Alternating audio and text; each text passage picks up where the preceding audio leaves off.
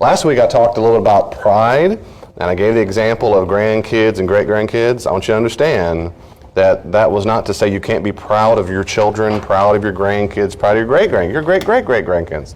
We can all be proud of them. That is to say, I'm pleased with their accomplishments, I'm pleased, I love them, and so forth.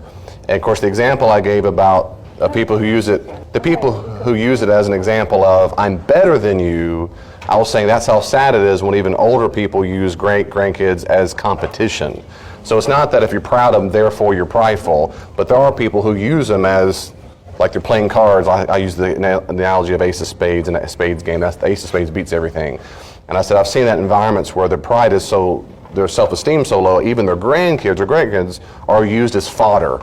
That was my point. But yes, we can be proud of our children. I want to make sure I'm very clear about that. And that was good. And also, I had a great question last week about what happens if we're having a real sensitive, or we're sad this week, or I'm tired, and boundaries aren't that easy with me. What do I do then? And I'll say it's a good question. One is you acknowledge that.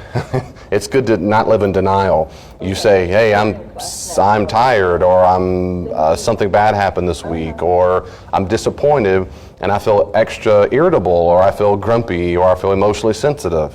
Isn't that right, Elaine? So sometimes, that's right. I'm just teasing. We're emotionally sensitive. And so the first step is really to acknowledge it.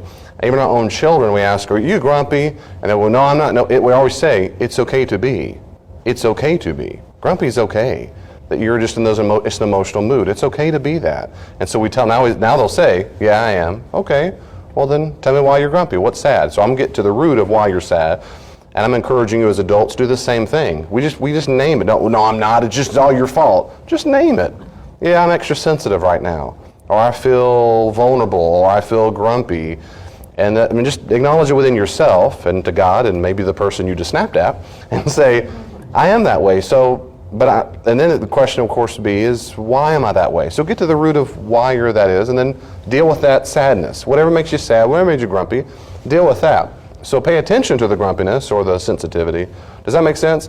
That's the first thing, is acknowledging it. Step two is when you work through the grief, you'll kind of get out of that child state, which we'll talk a little bit about tonight, later on, and get more into your adult state, which is, okay, I don't feel so hypersensitive. But look, that's easier said than done sometimes if it's been a bad thing. I mean, if someone betrays you, or someone just died, or sometimes being sick for a long time, chronic illness can make you very irritable. So I'm not saying everything can just get over quickly, but if it is something more serious, it might take some time to process the grief. And so you just keep processing that. You'll get out of that emotional state. If you acknowledge it and then process it, you'll get back out of that, and boundaries then are easier. So what about in the meantime, David, if I'm really having a hard time snapping out of it? Well, then you need to close your mouth, don't send the email, don't write that letter, calm down a little bit, get away so you don't say things you regret. That's all, just close your mouth. I love how one counselor said to me one time, silence can be strength. Silence is strength. Sometimes closing your mouth is a very powerful thing, even for your own self. So if you're lacking the self-control you wish you had, sometimes you gotta leave the room, sometimes you gotta leave the house or apartment, sometimes you gotta get away from that keyboard, sometimes if you're feeling extra sensitive, just wait. If you still doubt yourself, bounce that off of someone else. I bounce off things, Elaine, once or twice a month probably. I'll say, I'm being hypersensitive with this, can we read this email for me and let me see? I'm thinking this, here's what I'm thinking of responding, is that too much? And I very, very much trust Elaine in her gut on this for sure. She'll go, no, I'd be upset too, or no, I'd let that go. I go, okay. Now I might feel that she's wrong. I might feel, no, I'm indignant, but I trust her because I know I might be extra sensitive to this issue for a whole host of reasons, and so I'll bounce it off of her. So if you have any spouse or friend like that, you can also bounce that off. Sometimes certain subjects we're hypersensitive about, where we might be in a normal, healthy, good mood or right state of mind, but on that subject we're extra sensitive. Those particularly, you want to not send that email, pause a little bit, make sure you don't demolish your own boundaries and let the person come right inside of you and take hold of you. Because that's what's happened. When we let someone affect us that much, they have control over us, which means we're having bad boundaries. Get those walls back up, and sometimes if we can't get the walls back up, I'm saying you need to leave the space, leave the room, process the emotion and pain, bounce it off with someone. Chelsea might go to William and say, before I snap back, let me pause for a second. Is it that big a deal that blank just did blank? Let me picture a process. If he says, you see what I'm saying? That's all. So give yourself some grace. If you feel irritable, then okay, you do. Then that's fine. So we're not our best boundary self sometimes when we're feeling like little children, because that's what we're in, a child state. To repeat to the podcast in here, I will send you an email, not to the person. I'll say, how's my tone? I mean well, but I need to be whatever it is. And so, absolutely. So we just give ourselves grace and we check on it. Another person this week, we were chatting about some stuff with boundaries, and I want to encourage you once again, as I did early on, I want to keep encouraging, and I really mean this. This can feel overwhelming, particularly last week when it came boundaries in the self, or maybe the first week kind of hit you in the face. Boundaries in the self is self-control, and then it's kind of the 1, 2, 3, 4, 5, 6 punch. I'm never going to stop because every week, if you're not perfect with boundaries, and no one's perfect, there's always something we read it or we hear it about it, and we go, man, I can do better on that too. Dadgummit, it just kind of builds up. Please give yourself grace. You start little baby steps, and I have found in my life that God will put in my heart and mind certain areas to kind of work on one at a time. And you just do a little here and there, just baby steps. I always tell people, baby steps in the right direction is better than no steps at all. But then when I judge, well, it's not big enough steps, I'm still struggling. Well, are you in the right direction or not? And so I'd rather go that way and fail in the right direction than I would do nothing at all, go retreating. So give yourself some grace. If it feels overwhelming, that's a feeling, and I understand the feeling, but it is not overwhelming. It just feels overwhelming. It's going to take time to learn boundaries. And if you need more help after all this boundary stuff and you want to meet together with me or some other therapist, go do it. Go do it. I'm telling you, there's healing on the other side. I'm telling you. You don't have to give up. You really don't, or be stuck. I know a woman who was very sweet. I worked with her. Just one of the sweetest women you ever meet. So sweet. And one of the very last things she said to me before she resigned and retired, basically moved off with her husband to this little house they had built out in the country in Oklahoma. And one of the very last things, I remember we were sitting at this table and we were chatting about stuff, and I think I was doing boundaries, and kind of a running joke was she had real bad boundary problems. So much so through the years, that, in fact, I brought it up after knowing her for a few months. I go, have you ever read the book Boundaries? And she laughed, she goes, I know. I've had friends give me that 2 or 3 times over the years. Offer it to her. Different friends, unsolicited. I go, is that a sign for you? I know. And she's so sweet, but she felt very responsible for everybody else's feelings. And one of the last things she said to me after I was saying how much she felt so guilty for leaving and so responsible for the people in the church, and there was a lot of drama right before I left, a lot of drama, and she felt like she was abandoning everybody. And I kind of went back to that boundary stuff. I said, remember, you're not responsible for them, and they're adults, and they're upset, and there's a lot of upset people there. They'll process it and whatever, and and she goes, I know that boundary. She goes, she said, I'm just always going to be that woman that has boundary problems. And that really stuck in my mind. And of course I said her name, and I said, you don't have to be. That's always stuck in my mind because she said the truth, which is, in her mind, that's her belief about herself. I'll always be that woman with the boundary problems. And when I'm saying that story to try to encourage you, please don't think that. Please don't believe that. You don't have to be the one who always has the boundary problem. You can if you want to, just like she can. I just think that's very unfortunate and sad to say that's my script in life forever. I'll just have boundary problems. I've come to accept that. I will always feel guilty if I don't do it for think about going forever feeling the guilt and remorse and because you can't fix everyone's problems and being a rescuer. And that's unfortunate. So the first step is making our mind, maybe part of me doesn't want to be that way. Okay, that's a start. That's a start. But that's better than saying, in my view, it's better than saying, no, I will always be the person who struggles with it. Okay, just as an intro, I want to move on to other things. Do you have any questions or comments for me about that? Okay, boundaries with my spouse. You might not be married, and this might not be fully applicable to you on every step, but you'll hear a lot of the boundary stuff we've been talking about along the way. So I think the boundary vocabulary will be helpful to you. And also, if you ever want to get married, and I think you'll still find in general it's helpful, though all of it might not be completely applicable, including when we do healthy boundaries with children.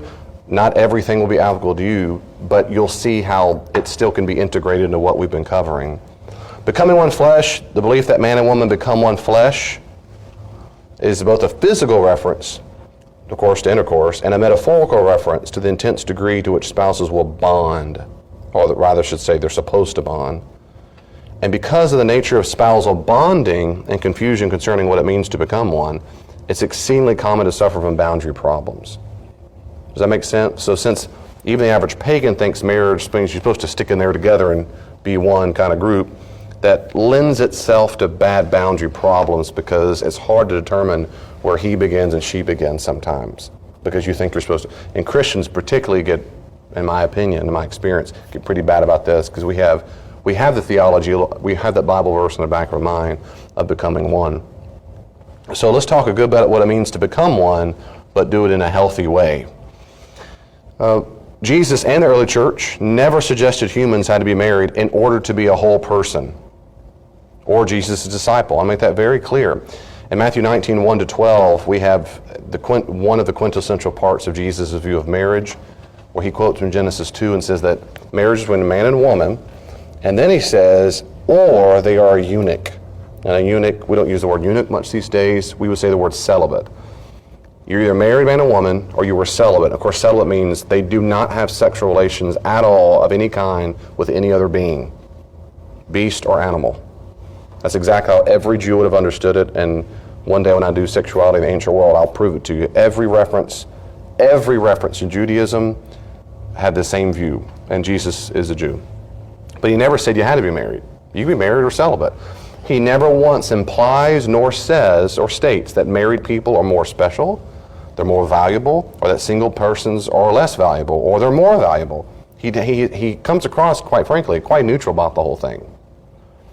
They are, some are married, some are not. He makes no value judgment upon that.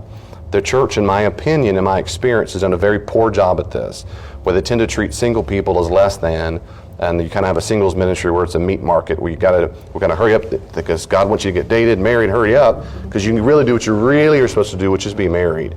And that's just not a biblical, and I'll be happy for you to prove me wrong. I've never seen anywhere in the Bible, Old or New Testament, where that's the biblical principle. In 1 Corinthians 7, Paul the apostle even tells the church, if you're married, stay married. If you're not, no big deal. I mean, he never says you ought to do it. You know what Jesus said. It's just that way. So you don't have to be married to be a whole person whatsoever or be his disciple. Now, healthy marriages, I want to say that first. That's why it's the first sentence, because make sure you understand what I'm saying here.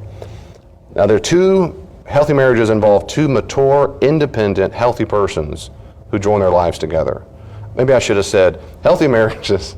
Well, no, that's true. Healthy marriages involve two mature, independent, healthy persons, which means if you're not a mature, independent, healthy person, you don't have a healthy marriage. Or if it's 0 to 10, you're on the scale of unhealthy somewhere. It's not all or nothing, but completing means that the one spouse is attempting to make up for another's immaturity. You're immature and I've got to make up for it, or immature and I've got to make up for it. Complementing means that one spouse's particular talents and preferences are used alongside the other's talents and preferences. We want to complement, not complete. This whole Hollywood, Jerry Maguire, you complete me, nonsense is nonsense. And everybody who says otherwise is wrong. It is not 50-50, it's not 70-30. God intended to be 100 and 100 together becomes 100. And what happens in almost every marriage I've ever seen, because I've counseled many of them, I do a lot of premarital counseling, is they're not 100-100. They're 80 and 40, 50. And they kind of like, I tend to picture it as buckets or big cups filled with liquid, and another one are not full because they're not fully healthy individuals. And one pours a little liquid on the other one, the other one pours a little liquid on the other one, and they go, see, we just completed each other. It's so perfect. And what happens over time, if that's really extreme, and it's so precious and cute early on, she just keeps me down to earth. I'm so high strung, and she just, let me reverse it, because this is how usually it is. He keeps me down to earth. He keeps me low key, and he's so relaxed. I just love it. He's so spontaneous. I tell you what, he helps me calm down because I'm a nervous wreck. I'm always going. And he says, she just keeps me on my toes. I love it because I'm so laid back that she just reminds me, I don't know what I'd do without her. I probably miss every single meeting. And that is precious for a month or two. That turns very rapidly into she's an old daggum nag who won't get off my back, and all I want to do is be left alone. And she says all he is a lazy, no son of a what. And I'm telling you, I've seen it. No matter how old they are, I've seen young couples fit that mold. I've seen old couples fit that mold. And I always ask them, was it always this way? No, when we were dated. He was so, dadgummit, yes it was. He was always that way. And that's because you're in the stage of infatuation. And when we're in infatuation, and it's a different issue, when I do my marriage counseling, you need to come to it, and I'll tell you all about it. But because I'll do that in the fall, hopefully. Well, we overlook these things because we are having an infatuation phase, which is good. That helps us bond. But then once infatuation, literally the physiology, the brain chemicals go away, then reality sinks in. That's why a lot of people get divorced really soon on, because the infatuation, it crashes. And the reality is, oh my goodness, he doesn't pay the bills. He's a child. I've been his parent all this time, and that was adorable before. And now I can't stand it. Now I see his junk all over the ground. I used to not, well, he's just so laid back, his socks, and now I can't stand it. Now what happened? What happened to me? Well, why is that? And I just see that. And that's because they were trying to complete each other, not complement each other. The best analogy I've ever, I think, come up with is, there's a movie called Stuck on You. And Bob and Walt Tenner are brothers, and it's Matt Damon and Greg Kinnear. And in the movie, they're conjoined twins. They're conjoined right on the side of their body. And it's a comedy. It's really funny. Some bad language and sexual stuff, but overall, I thought it was a well-done movie and funny and lighthearted. They don't make fun of conjoined twins. They make fun of people who make fun of them because they look like the jerk the whole time. But they're conjoined on the side, and one wants to be an actor. They're at a burger joint, and one wants to be an actor. So he lives his dream, goes to California, and he's an actor. Well, Matt Damon's character doesn't want to be one. He hyperventilates, and he's over there blowing in his air bag. Other guy's over there all confident, and he wears black, so the camera knocks him out, or a blue screen, so he's not there. And so this goes on and on and on. Well, eventually, of course, Walt Tenner's, he wants to set him free and say, you need to be an actor on your own. You're really getting big time. This is good. And so he has an operation. He says, I insist we got to have an operation. So they have an operation to get separated. When he does that, he flies back home to Nantucket, to the burger, where his brother stays in California and acts. Well, now they go, of course, in depression, and they both terribly miss it. For the first time in their entire lives, they've been apart. Well, at the very end of the movie, you still need to watch it, but it's so old, I'm telling you the plot of the movie.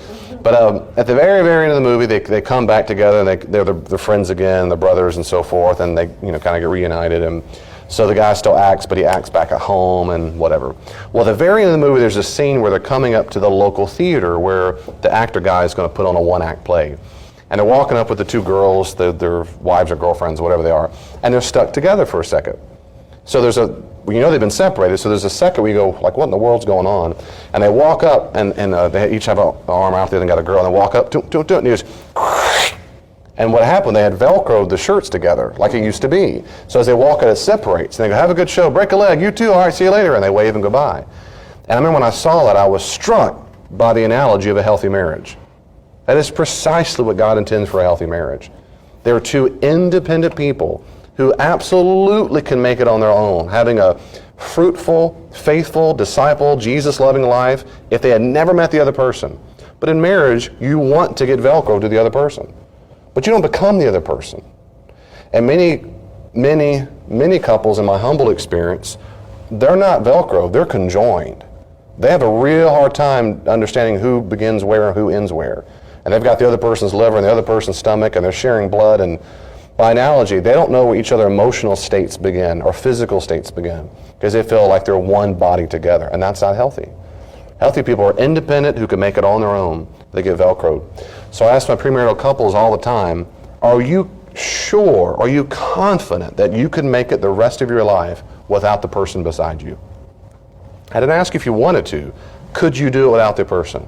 Could you live the absolute, feel like you pursue, and I'm assuming not all Christians, some are not, that I've counseled, most of them are. Would you pursue God's will and go exactly where he wants you to go the rest of his life, fully confident that you can live a fruitful life, not, and for 1 second, needing the other person?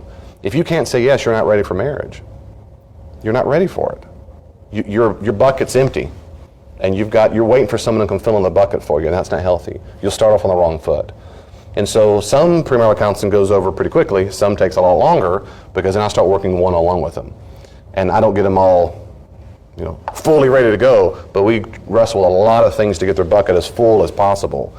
My goal in there is to get them to an 8 or 9 or 10 on the full-up bucket list. That's more healthier than a 4 and 3 and 4, and some are real low. Does that make sense what I'm saying to you? So that's the idea of a healthy marriage. So at this point, I'm asking you to think about your own marriage, or people, if you've ever been married, if you're thinking about other marriages. Here's some abilities that cannot be completed by a spouse. That can't be, again, completed by a spouse.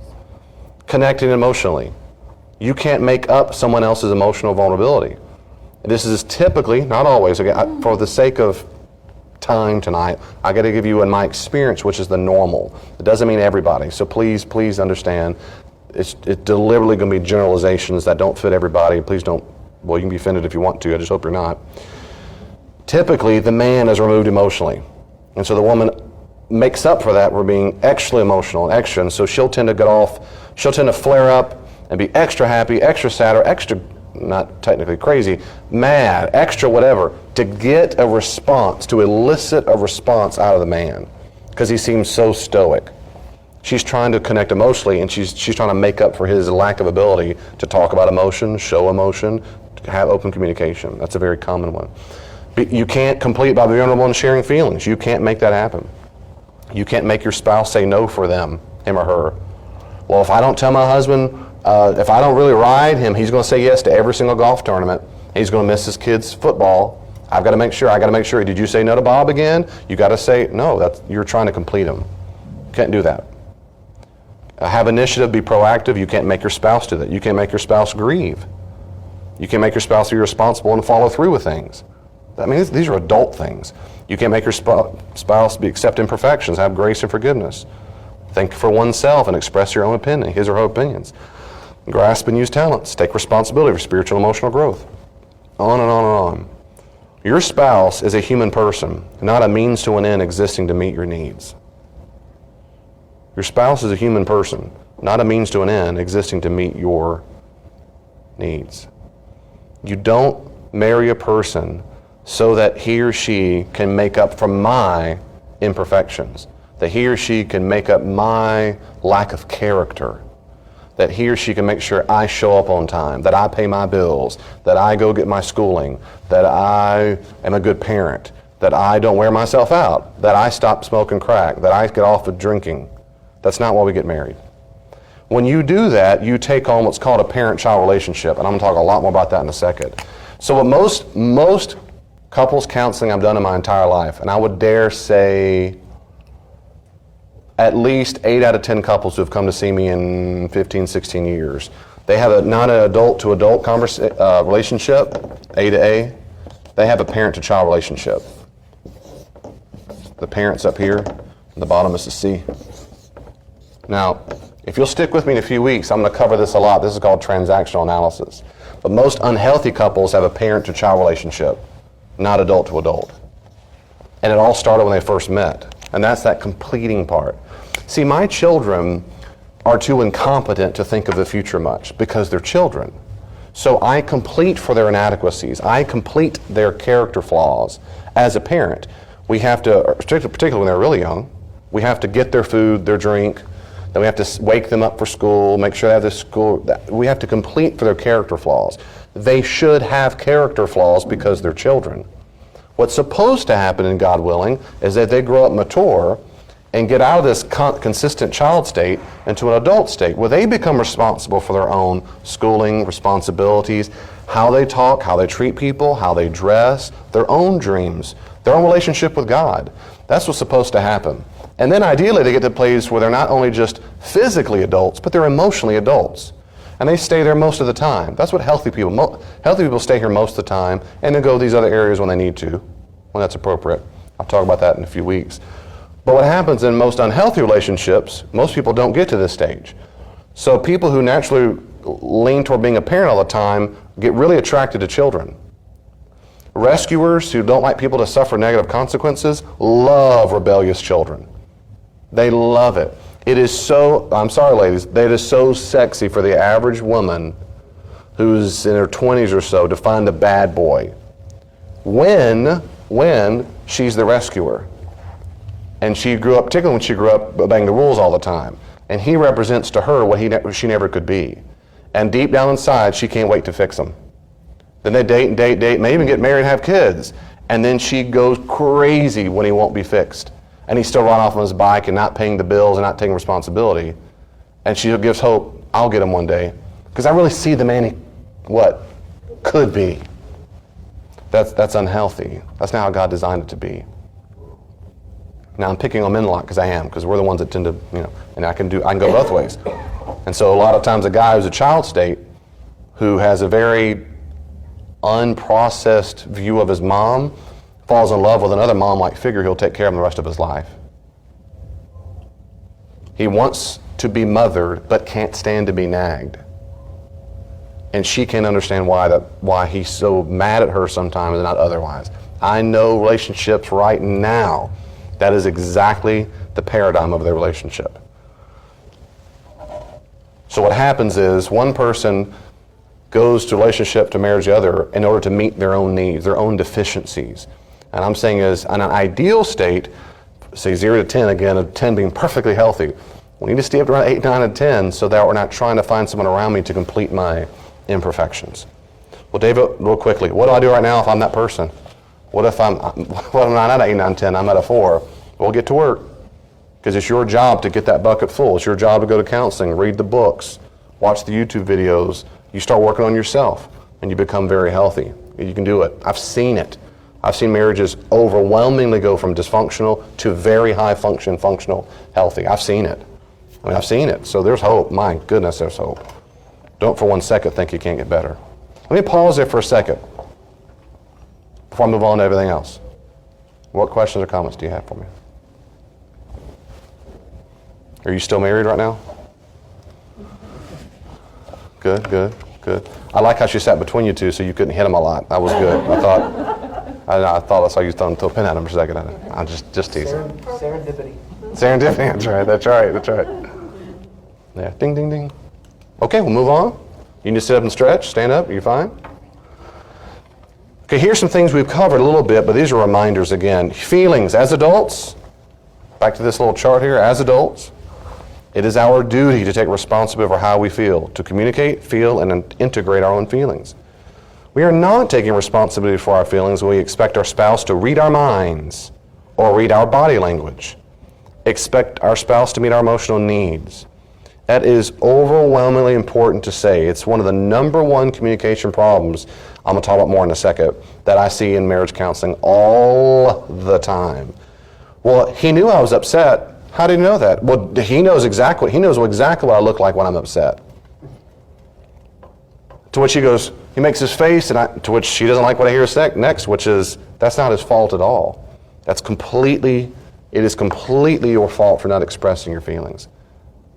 Well, he knows me well enough, and I bet he does. It's still not his fault. You should have expressed it. It's not his fault.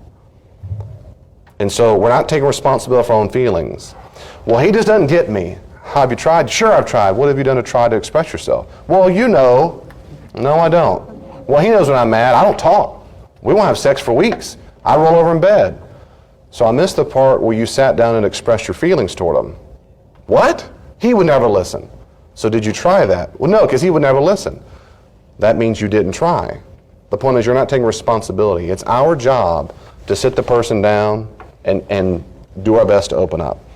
And when they're not good at that, or they're afraid the spouse will respond in kind, that's when they talk to a person like me and say, I need tips. How do I role play? And I'd be happy to role play with you tonight, anytime in private. There's really good books on that too to help you role play on how to do that. But it's our responsibility to take responsibility for how we communicate, feel, integrate our feelings. And two, it's crucial not to feel or take responsibility for or seek to control your spouse's feelings. That's really, really tough. If you're not good at boundaries, if you're a people pleaser, what I just said is like saying gobbledygook to you, because you feel so responsible for someone else's feelings that deep down, you need to understand this. This is, I know, again, a lot of stuff might hurt your feelings. I'm not trying to hurt your feelings. You need to understand, if you have a hard time letting someone else feel something negative, like disappointment, sadness, despair, hatred, rage, if you go to rescue them, what you're saying to yourself, I guarantee what you're saying is, I'm trying to help them. I'm trying to be a blessing. That's not why you're doing it. You're doing it because you feel anxious that they feel upset. And you want them to feel better so your anxiety calms down. Now, well, David, doesn't mean I also don't care for him? Sure, yeah. But that's not the only reason you're doing it. You're doing it because part of you is so anxious on the inside that they're anxious and they're upset. You're trying to calm your feelings down. So what you're doing is you're using that person to help you feel better. Well, how does that make you feel? So it's not purely altruistic when we do that. It's really not. One of the reasons why someone grieves, someone died, and they're going through terrible grief, and they say just the stupidest things. Yeah, I bet they're just an angel. They didn't turn to it. What? I'd go plant a flower. And because they don't like the person from them being upset. So they're trying to fix it. I want them to cheer up because I feel very anxious on the inside that you're crying in front of me. And I meet people all the time and go, I can't say this. All the time. And praise God, they come tell me or someone. They'll say, Pastor, you're the first one I've ever said this to. Because most people can't handle this. And I always say, you're right. Most people can't handle this because they're not mature enough to handle those emotions.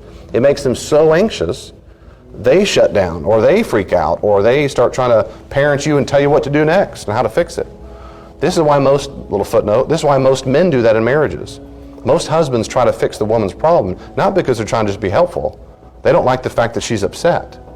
It makes him upset that she's upset, and so I want to make sure I don't feel upset that she's upset, so I got her to be quiet by fixing the problem real quickly.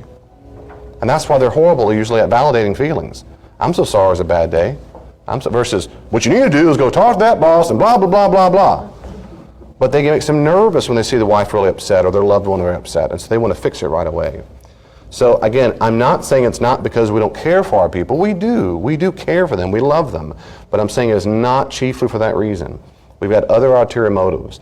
So again, it's crucial not to take responsibility for someone how they feel. Here's some ways we try to control what they feel. Here's what happens in relationships. We rescue them from negative feelings. It's okay, don't cry. It's okay. That's one of the worst things you can say to a person when they're upset. It's one of the worst.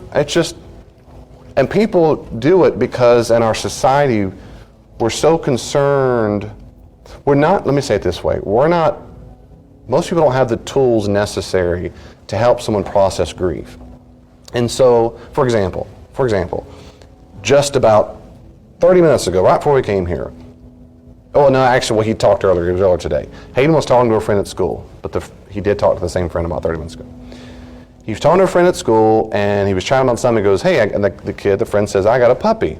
He goes, great, why is that? Well, my dog of long, many, many years died. And my son said, I'm sorry. And the boy goes, it's okay.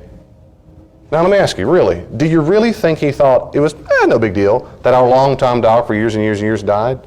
Probably not. Probably wasn't, like the weather just changed. But he said that, of course, because we're taught in American society, we don't want someone else to be upset for us. So we go, it's okay, no big deal. Don't worry about it. That's because instead of us, we feel responsible for someone else's sadness. So if I go tell Linda, it was a bad day because blank, or Linda comes up and says, I heard so-and-so happen. Heard that your truck got broken into and they destroyed it and it blew up. And I go, yeah, it's fine. Well, because I don't want Linda to feel upset that I'm upset, so I just had this mask. Versus being vulnerable, I go, yeah, I did, and I'm devastated. It's just stuff, but I don't have the money to buy another truck right now. Like, instead of being vulnerable in that moment, we don't have it. In spousal relationships, that's what happens all the time. It's okay to say, don't worry about it. No. So, honey, how'd work go? It was horrible, blah, blah, blah, blah, blah, blah. Hey, it's all right, no, it's okay, it's no big deal. Well, it'd be all right. You're trying to rescue them from sadness. Don't rescue. Let them feel sad.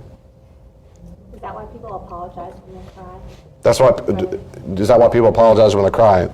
In my opinion, that's exactly why they do it. I hear that all the time in counseling. I'm sorry. I go, please don't apologize for crying. But in their lives, they've never heard the words, it's healthy to cry. It's okay to cry. And so I'm not mad or blaming them that they don't know how to do it.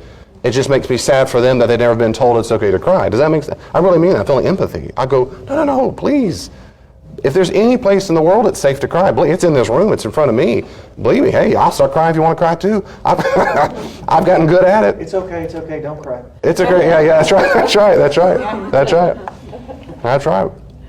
No, the answer is I'm sad. Cry, please cry. Oh, okay, let me go on quickly here. Suppress their expressions of feelings. Shut up, I don't want to hear it. That's again where we're taking responsibility. We're not taking responsibility appropriately. We discount their feelings. Oh, get over it. You always say that. It's no big deal. What about the way I feel? That's a really, really, really common. What about the way I feel? I had a real long day of work. My back is killing me. Your back is killing me. My back. I've been on my feet for 12 hours. That's called, in psychology, discounting their feelings. And it hurts. It hurts children, adults, senior citizens, I don't care. And if you stick around transit, I'll explain exactly why. It doesn't matter how old you are. Punishing them because they have feelings. You deny quality time with your spouse, making fun of them, calling them names. These are ways to control how people feel. You try to control how they feel by either getting them to shut up, suppress their feelings, discount their feelings, punish them for having feelings. Those are all attempts to control the other person from having the feelings you don't want him or her to have. And that's unhealthy. We don't want to control or even seek to control what they feel. And what's hard about that is when you have a lower self-esteem, when your spouse especially is mad at you or sad at you, frustrated at you, that's the worst kind. Then we really want to control those feelings. Because if we know that, and especially if we know we deserve it or if we don't, then we're really, well, you're just sensitive. Well, your mom's ugly. You're just like, and then the people when they're really immature, they escalate bigger and bigger and bigger and bigger, and they bring out the big guns, they bring out the past. Well, just like 23 years ago. Okay, desires. As adults, it's our duty to admit, own, and communicate our desires, knowing full well that our spouse does not exist to fulfill our desires. Marriage is about negotiating the desires of each person in ways that are best for the couple. Like with feelings, unhealthy people can suppress, discount, and punish a spouse's desires. Most couples, in my experience and the research I've done, most arguments are arguments over this right here. They're not communicating desires well, or they're punishing for their desires. They don't negotiate well. And then a subset of that is when individuals confuse desires with a need. I need that purse. I need that trip. I need that job, or I'm not really a man. And because they're unhealthy, they really do think it's a need and it's not. And so many times the silliest little things of, well, she always picks the dinner. Can you pick it next time? Well, I guess. Okay. Was it worth the argument? I mean, a lot of times the desires. But the fact is, it's our job. It's my job to tell Elaine exactly what my desires are, to own it and communicate it. It doesn't mean it's her job to fulfill all the desires, but it's my job, if it's a desire I want to have, like it says in the top sentence, knowing full well that our spouse does not exist to fulfill our desires. I desire my wife make me dinner every single night. That'd be pretty cool. But she doesn't have to. And I could say it. I've never said that. I guess I just said it. That'd be cool for me to do the rest of my life. But you do most of the time. Now you do. Yeah, before when I didn't have a job, yeah. So we go back and forth. But at the same time, that's just a desire. But here's the key. Seriously, I know full well that it's not her job to meet all my desires. And this is not on your list, but sorry, since I do that marriage retreat, a lot of this, I've got 2 full days of material in my mind that, let me say something very quickly, because it relates, because I'm just trying to help you, just trying to be a blessing. This one little quick word, the difference between need and desire.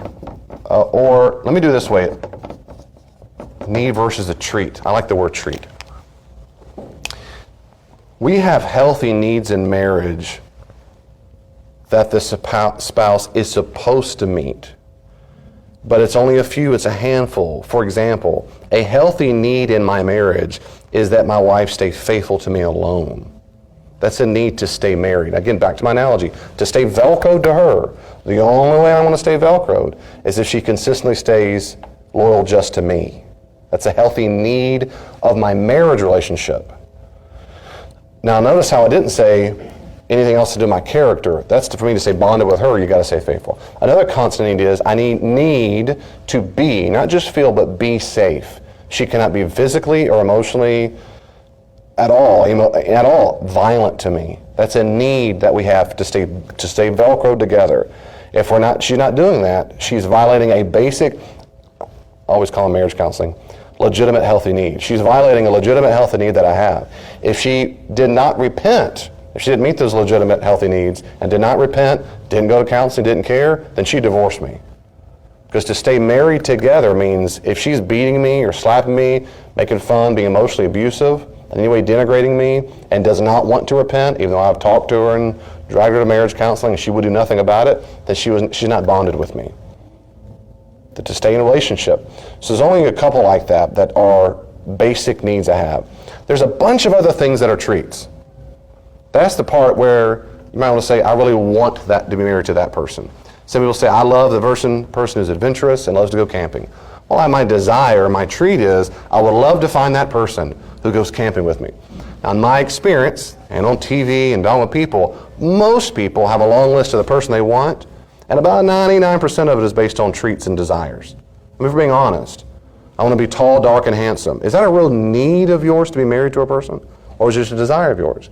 Desires aren't bad. All I'm saying is, when those become non-negotiable needs, and you got a long list of them, that's one of the reasons people get divorced all the time. As soon as you get ugly, boop, I'm out of here. Why? Because that was one of my needs. You got to be stark and handsome. Well, that's going to work. How's that going to work out well? I've met with guys who, why'd you marry her? Well, she's a blank, blank, blank, blank, but boy, she's hot. I was going, do you think she'll be hot when she's 70, 80, 90? If she lasts out, do you think? Well, probably not, but by then you never know. I mean, this sense of it's just a temporary Band-Aid kind of thing. Okay, my point is, let me go one last thing. But David, does that mean, can I have desires and treats met by my wife? Yes. Let me give you a quick analogy, I'll move on. Every once in a while, Elaine, she did it the other day, and because she's so sweet.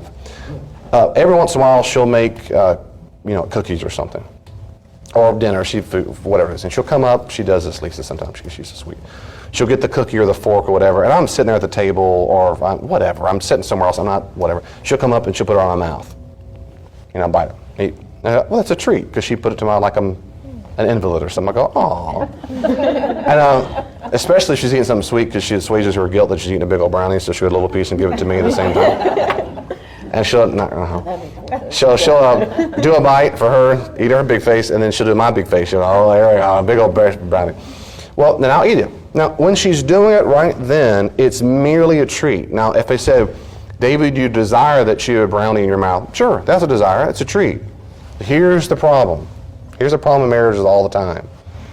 When a person confuses needs with treats and desires, they resent the person for not meeting what should have been just a treat or desire, and you treat it like a need. So let me go back to my analogy. If I resented Elaine for not feeding me to my mouth, and many couples have those kind of silly things, but to them it's not silly. They resent them for it. That's one of the signs you know you've confused it. So that means Elaine could feed me with my mouth cookies, brownies, food, chicken, carrots, let's say for 23 years and goes, okay, I'm done. The second she stops, if I go, how dare you? Like, who do you think you are?